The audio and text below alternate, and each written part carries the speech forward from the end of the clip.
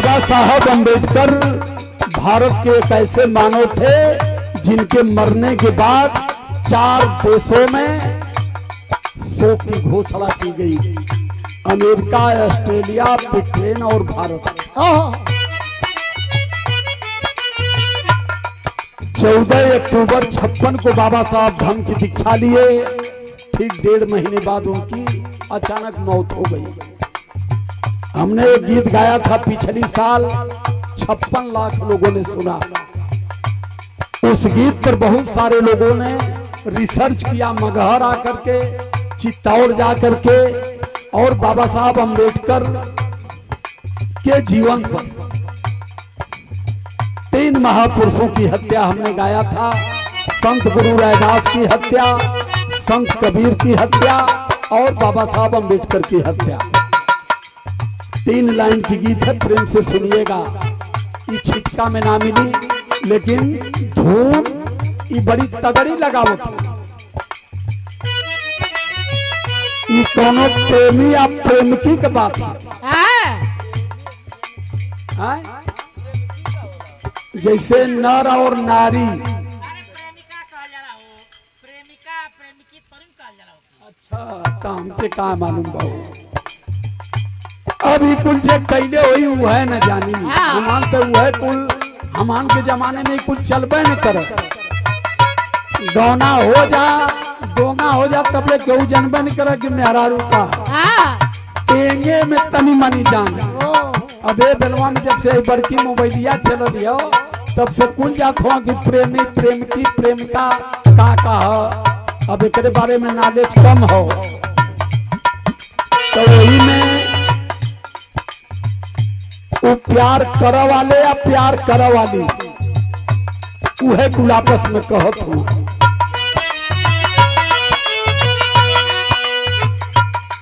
अखिया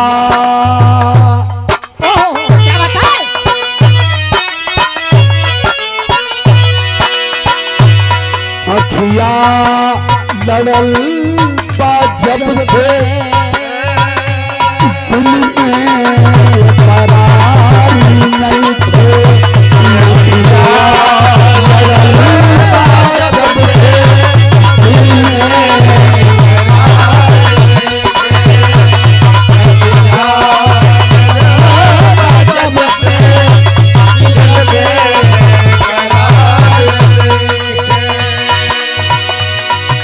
धुन है, लेकिन गाना को ओरिजिनल लाइन है।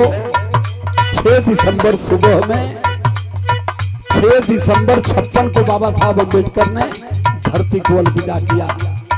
और जब उन्होंने अलविदा किया तब लगा कि अब एक युग का अंत हो गया है। ब्रिटेन से, अमेरिका से, ऑस्ट्रेलिया से, सारे बाहरी देशों से विमान आकर के दिल्ली में उतरने लगे बाबा साहब अम्बेडकर का आखिरी दर्शन करने के लिए। पूरा देश रो पड़ा। भारत के संविधान निर्माता, शोषितों के भाग्य विधाता और नारियों के मुक्तिदाता अब हमारे बीच में नहीं है। तो लाइन कर रही है,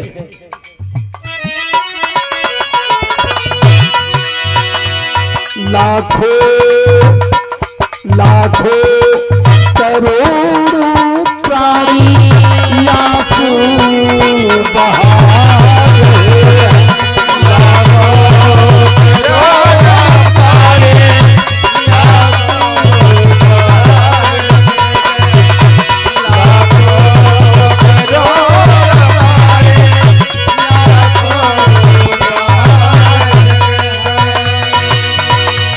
संविधान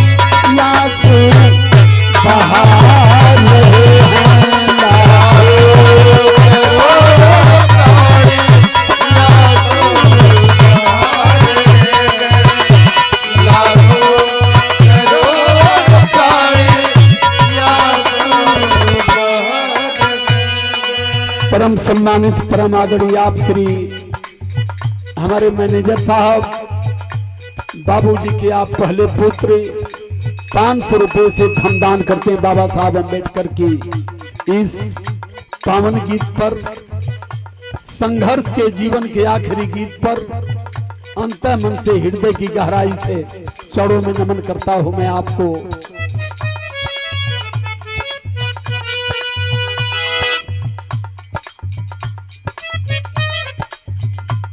लेकरी केला की काली आया हे छेठी संदरी बोले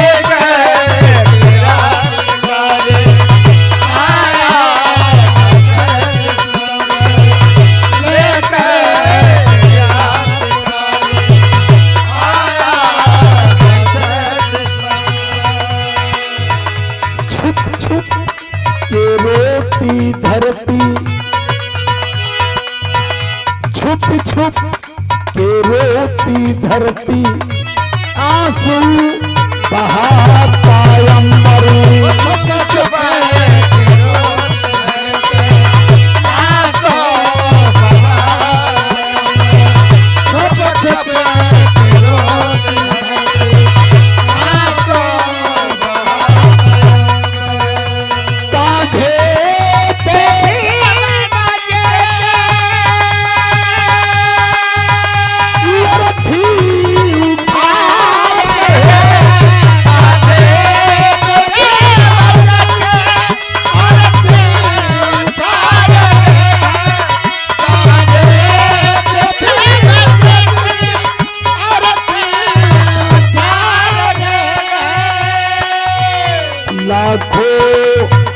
लाखों करोड़ों प्राणी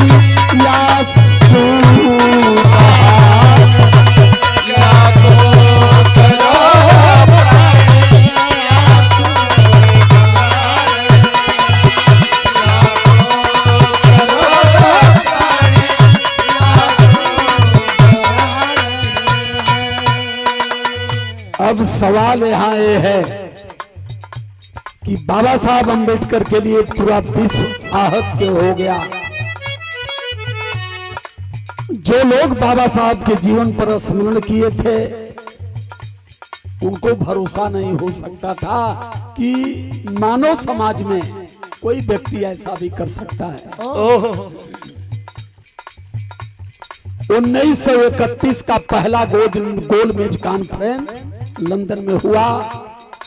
गोल मेज कॉन्फ्रेंस में जो पंचायत हुई, बात हुई भारत की आजादी के संदर्भ में, गांधी जी गए हिंदुओं की रहनुमाई करने, बाबा साहब गए शूद्रों की रहनुमाई करने।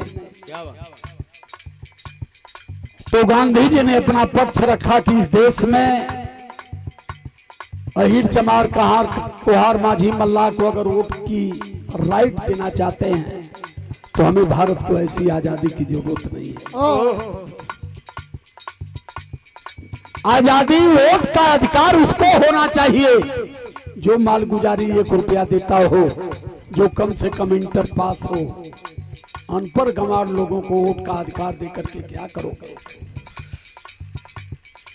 बाबा साहब अम्बेडकर ने तर्क रखा कि हमारे लोगों को संपत्ति से इन लोगों ने विमुक्त रखा, हमारे लोगों को शिक्षा से दूर रखा, हमारे लोगों को सम्मान से दूर रखा। हमारे लोग अनपढ़ हैं, हमारे लोग गंवार हैं, हमारे लोग धनहीन हैं, हमारे लोग संपत्तिहीन हैं, शिक्षाहीन हैं। तारीख लग गई। दूसरी तारीख कब है? 1932 में 6 महीने बाद लग गई तारीख को। बाबा साहब अम्बेडकर उस समय पूरी तैयारी में जुट गए कि मुझे भारत के शोषित समाज के लिए, अधिकार वंचित समाज के लिए इस बार अधिकार लाना है। पूरी तैयारी कर रहे थे। ऑफिस में बैठे उसी समय उनको एक संदेश गया, माता रमा ने भेजा, बेटा हमारा बीमार है राजरत्न। आखिरी बेटा था, सब तो मर गए, आखिरी बेटा था बाबा साहब अम्बेडकर की उम्मीद था वो बाबा साहब अम्बेडकर कहा करते थे कि मेरे छूटे हुए कारवां को यही मेरा बेटा आगे बढ़ाएगा। बहुत दुलार करते थे। 2.5 साल का बच्चा था। माता रमा ने कहा बेटा बीमार है। बाबा साहब ऑफिस से घर आए, बच्चे को गोद में लिए, बुखार से तड़प रहा था। रमा ने कहा साहब कुछ पैसा दे दीजिए, आप विदेश जा रहे हो, कब आओगे, कम से कम बच्चे को दवा करा दो। बाबा साहब अम्बेडकर कोट के जेब में हाथ डाले, लेकिन हाथ को बाहर नहीं निकाल पाए। रमा समझ गई पैसा नहीं है साहब के पास। महसूस करिए आप सिर्फ कि समाज के लिए इतना बड़ा त्याग बलिदान क्या मानव समाज में कोई दे सकता है। देखते ही देखते बेटा उनका बुखार से तड़प रहा था और बाबा साहब अम्बेडकर की गोद में राज रतन ने आखिरी सांस लिया। और जब बेटा मरता है तो बाबा साहब अम्बेडकर बेटे को तुरंत रमा को देते हैं कि रमा अंत्येष्टि कर देना, क्योंकि मैं अगर फंस गया मेरी फ्लाइट छूट जाएगी, मेरे भारत के करोड़ों शोषित अधिकार वंचित रह जाएंगे। पहला मानव, इसलिए पूरा विश्व बाबा साहब अम्बेडकर के लिए रोया था। मानव होकर के, मानव के लिए, वो भी दूसरे के लिए, अपने बीवी और बच्चों का परवाह न करते हुए हमने बहुत इतिहासों का अध्ययन किया है।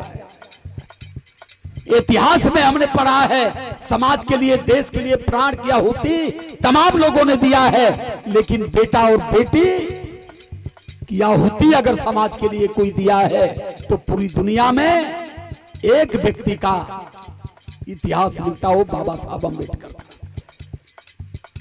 और इस व्यक्ति को अगर हम अब तक नहीं जान पाए, जिन्होंने हमारे लिए सब कुछ बर्बाद किया, तो ये हमारी दुर्भाग्य है। ये 100 रुपए से सादर सम्मान किया गया। हमारे भाई बड़े दूर से आए हैं, हमारे यूट्यूबर हैं, तेरे चैनल का नाम तेरे बता देता था। बिरहा मसाला आपकी ओर से सम्मान किया गया और हमारे मूल निवासी चैनल की ओर से, सठियाओं की ओर से, और हमारे भाई हरी बिरहा म्यूजिक, तमाम हमारे जितने भी यूट्यूबर साथी हैं, मैं सभी लोगों को धन्यवाद करता हूं। और एक बात कहता हूं कि मैं हर बात को, हर मंच पर पूरी ईमानदारी और निष्ठा से रखता हूं, और इस बात को जितना ज्यादा से ज्यादा हो सके आप अगर समाज में छोड़ोगे तो कम से कम हमारा समाज बाबा साहब अम्बेडकर को जान करके फिर भारत संभ्रांत भारत बनना शुरू हो जाएगा। मरे हुए बेटे को छोड़ करके बाबा साहब अम्बेडकर लंदन रवाना हो गए, सिर्फ हमारे लिए। हम गूंगे थे, हमें जबान देने के लिए, हम बहरे थे, हमें आवाज देने के लिए, हम अशिक्षित थे, हमें शिक्षा देने के लिए। उस महामानव की मर्यादा और गरिमा को हम अगर नहीं समझ पाए, गोजरों की तरह हम पत्थरों में अपनी मुक्ति तलाश रहे हैं, तो हम आज भी मरे मानव के समान हैं। इसलिए लाइन हमारी कह रही है,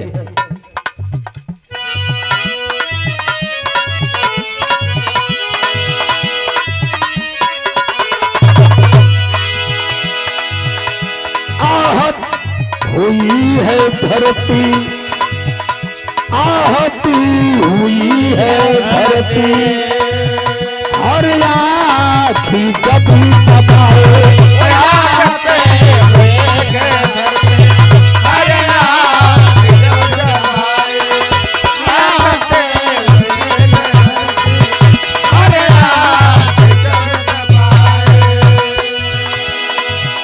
पिछले पाए मसीहा दलित का ये मसीहा दुनिया से आज जाए।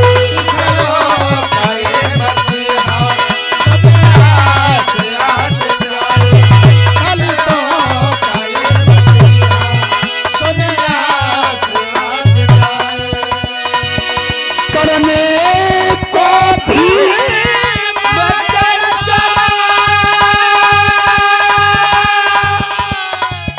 शमशानी जा रहे हैं।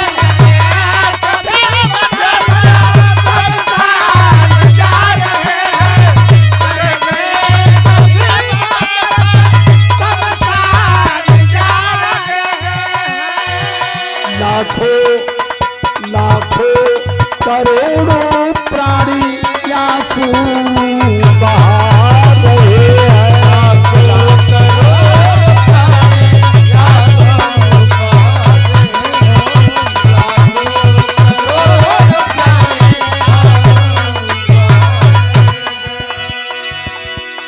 अब सवाल है बाबा साहब के मिशन पर, कौन सा मिशन उनका आज भी अधूरा है।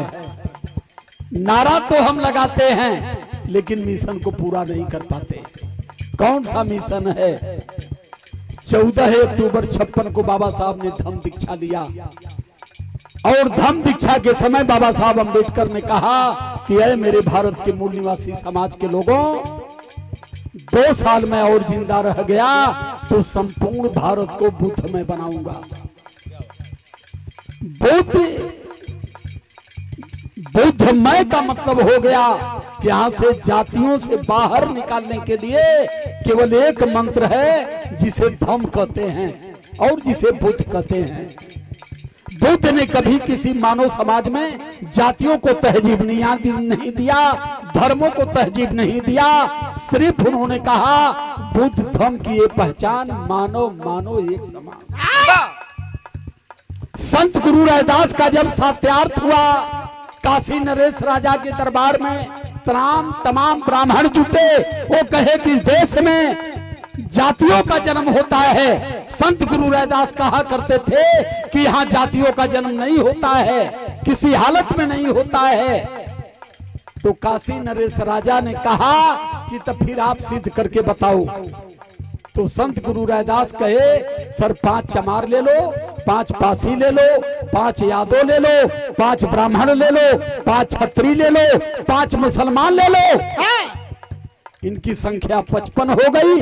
इनको मैदान में छोड़ दो और मैदान में छोड़ो।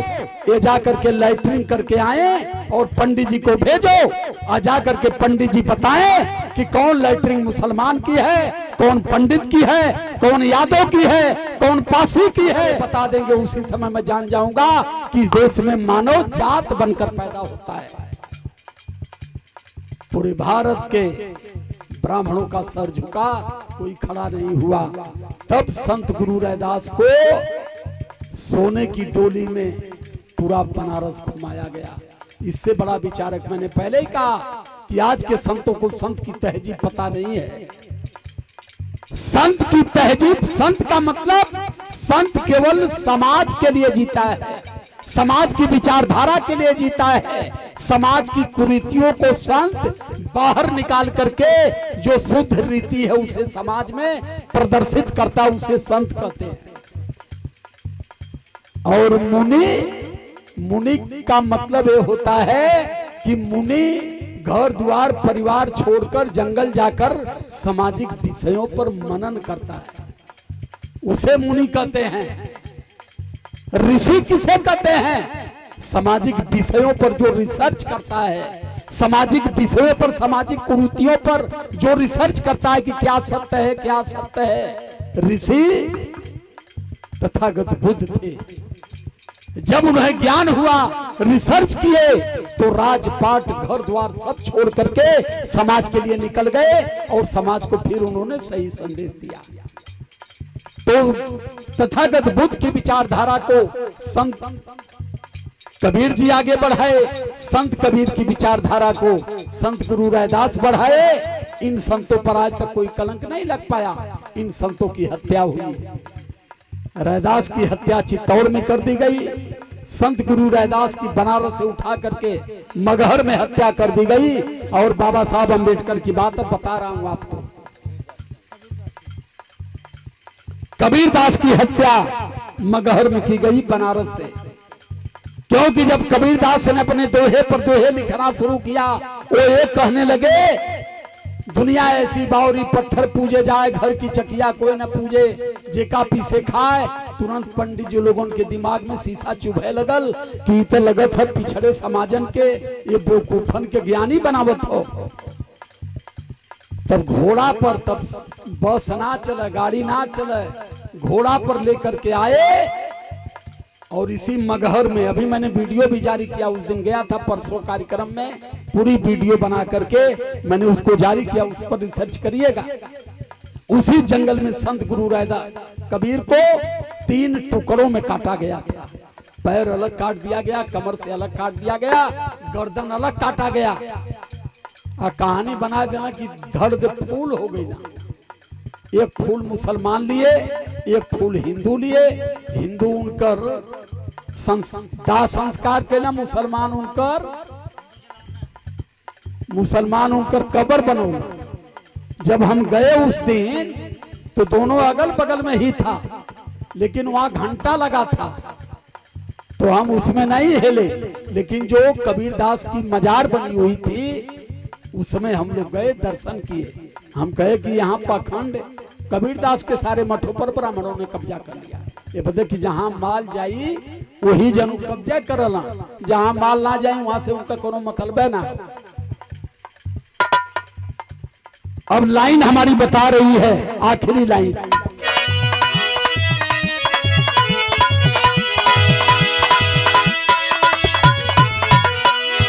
तुम छोड़ चले हो बाबा अपना मिशन अधूरा।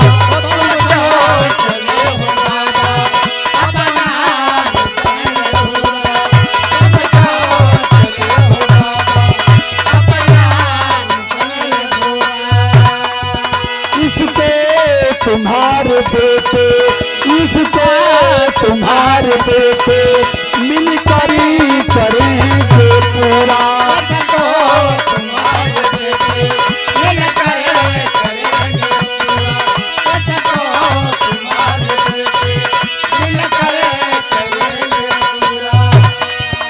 बाबा साहब का ये सपना अधूरा रह गया कि मैं तो चला जाऊंगा लेकिन भारत को बुद्धमय नहीं बना पाऊंगा, मेरा समाज जातियों में बटा रह जाएगा। जिस दिन समाज बुद्ध को जान गया, धर्म को पहचान गया, उस दिन ये समाज बाहर निकल जाएगा। लेकिन नानक चंद्रत्तू जो बाबा साहब अम्बेडकर के चपरासी थे, उनका बयान मैंने पढ़ा। वो लिखते हैं नानक चंद्रत्तू कि 5 दिसंबर को बाबा साहब अम्बेडकर आगरा में भाषण किए, स्वस्थ हालत में आए और आए, मैंने उनको खाना खिलाया और उस समय बाबा साहब अम्बेडकर कहे कि नानक सुबह में जल्दी आ जाना, बहुत सारे पेपर को टाइप कराने हैं। बहुत सारे पेपर बाबा साहब ने मुझे दिया, मैंने अलमारी में रखा और जब सुबह में आया तो माता सविता लान में टहल रही थी, जो उनकी दूसरी पत्नी ब्राह्मण पुत्री थी। और उन्होंने कहा कि नानक जा करके साहब को चाय पिला दो, बना करके चाय लेकर के जाना तब जगाना। नानक चाय बनाया, प्लेट में लेकर के प्रेम से गया। जब बाबा साहब को जगाने लगा तो बाबा साहब सदा की नींद सो चुके थे। दहाड़ मार करके रोने लगा नानक चंद्रत्तू और कहा सविता से कि माँ साहब नहीं बोल रहे हैं। तो उन्होंने कहा कि उस पर चादर डाल दो। वहां वैज्ञानिकों ने सिद्ध किया कि बाबा साहब डायबिटीज के मरीज थे, इंसुलिन का इंजेक्शन ले रहे थे और इंजेक्शन देने की जिम्मेदारी थी सविता कबीर को। कहीं इंसुलिन के इंजेक्शन के डोज को बढ़ा करके तो नहीं लगा दिया, क्योंकि इंसुलिन का इंजेक्शन बड़ा रिस्की होता है। थोड़ा भी डोज बेसी हुआ तो तुरंत हार्ट को जाम कर देता है। बाबा साहब को गोली नहीं मारी गई, गला नहीं दबाया गया, लेकिन स्वस्थ हालत में 5 दिसंबर को थे और 6 दिसंबर को मृत्यु हालत में पाए गए। दिल्ली से लेकर के महाराष्ट्र तक 50 बार विदेश के साइंटिस्टों ने प्रयास किया कि बाबा साहब के कम से कम ब्लड का एक नमूना ले लिया जाए, जांच किया जाए कि इतनी झटके में इनकी मौत कैसे हुई। लेकिन बाबा साहब अंबेडकर की लाश के साथ 3 लोग चल रहे थे। पंडित जवाहरलाल नेहरू जो उस समय वर्तमान भारत के पीएम थे, उनकी पत्नी कमला और माता सविता कबीर। सविता कबीर को टाइलेंट किया गया था, इनके लाश के इर्द गिर्द किसी भी हालत में किसी को आने मत देना। यही संदेह हमारा चला गया कि हमारे मसीहा का कहीं ना कहीं कत्ल किया गया। मैंने चैलेंज पर इस गीत को गाया था, 50 लाख लोगों ने सुना और मैंने चैलेंज किया कि जिसको कमेंट करना है कमेंट करे, आया करके मुझसे बात करे। मैं सिद्ध करता हूं कि बाबा साहब अंबेडकर की भी हत्या की गई। अब आज की जो स्थिति हमारी बनी है, कहाँ मिलबा, कब मिलबा। एक ठे अभी हम लोग जब आ रहे थे मगहर से तो फोन किया वैशाली से, चेन्नई से राउर बोला था नहीं। हम कहने कि आप कहां से बोलत हैं? कला हम वैशाली से पगला पंडित बोलत है। हम कहने हम आजमगढ़ से पगला यही बोलत है। कला रहुआ ठीक नहीं करता नहीं। हम कहनी का कला यह जो देवी देवतन का उजार करत है, 100 साल गायब तब वो बहन आप कुछ हमारा ना उखाड़ पाई। हम कहनी बेटा 10 साल जियत रह जाए तो चड्डी उतार के दे दे। अपने बाप दादा के 70 कह दिया। हम तुम लोगों की सब सुनते हैं, तुम हमारी क्यों नहीं सुनते हो? ये कौन सी बीमारी है? बीमारी केवल एक है कि हमारे लोग समझने को तैयार नहीं है। तो आखिरी लाइन हमारी कह रही है मित्रों, और आखिरी लाइन में आखिरी शब्द केवल एक कहूंगा, आने वाले जनरेशन को बचाना है तो बाबा साहब अंबेडकर पर अध्ययन करना होगा और संविधान को बचाना होगा, अन्यथा फिर कुछ बचने वाला नहीं है।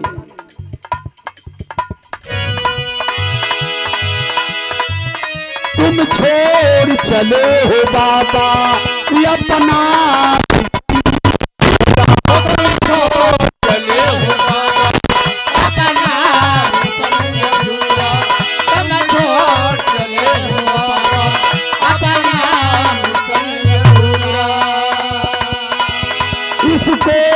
तुम्हारे बेटे, इसको तुम्हारे बेटे मिलकर करेंगे पूरा।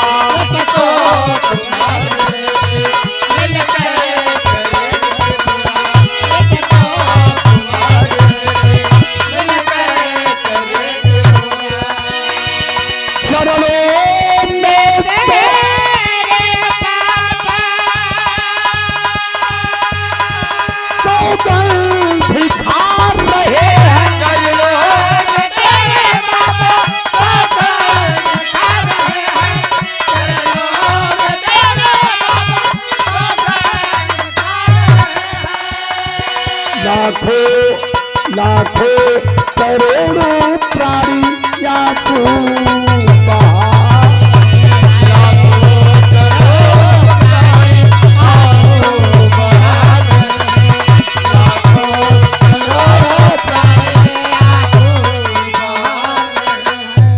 इसीलिए हम कहते हैं अपने मन से बढ़ जाते हैं।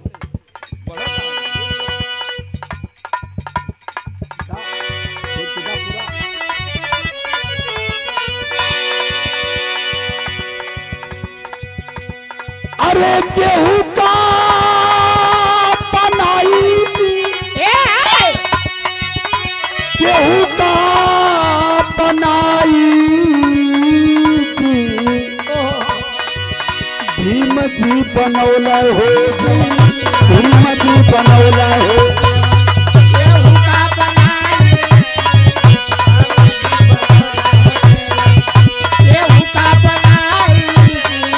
साहब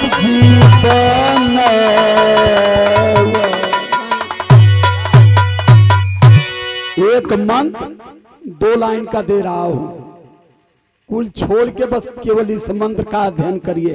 क्या है? नमो बुद्धाय बोलो, नमो जय भीम बोलो, नमो नमो बुद्धाय बोलो, नमो जय भीम बोलो,